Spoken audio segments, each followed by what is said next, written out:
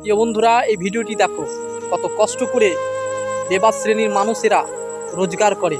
আমিও ভাই একজন রাজমিস্ত্রি, রোদ্রে যখন কাজ করি তখন বুঝতে পারি কতটা কষ্ট হয়, তাই এই ভিডিওটি বানাচ্ছি। অবশ্যই শেয়ার করে দিও। যারা এত কষ্ট করার পরেও শেষের বেলায় কাজ হয়ে যাওয়ার পরে যখন সে টাকাটা চায়, তখন কিন্তু ঠিকাদার, হেডমিস্ত্রি বা কন্ট্রাক্টরদের দিতে খুব কষ্ট হয়। সারাদিন কাজ করলেও তার কষ্টটা দেখে না, কিন্তু যখন টাকা দিতে যায় তখন তার খুব কষ্ট হয়।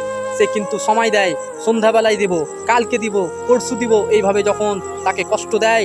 মনে রেখো, আমাদের নবী বলেছেন যে দিনমজুরের কাজের করার সময় যে ঘাম বার হয়, সেই ঘাম শুকাবার আগেই তার পয়সা তাকে মিটিয়ে দাও। কিন্তু তুমি যখন দিনমজুর মানুষদের কষ্ট দাও, দিনের পর দিন যখন তাকে মামলার ডেটের মতো ডেট দাও, আজ দেবো কাল দেবো, মনে রেখো তোমার মৃত্যু যদি হয়ে যায় তোমাকে কেউ রক্ষা করতে পারবে না। তুমি নিশ্চয় এবং ইনশাল্লাহ জাহান্নামে যাবে।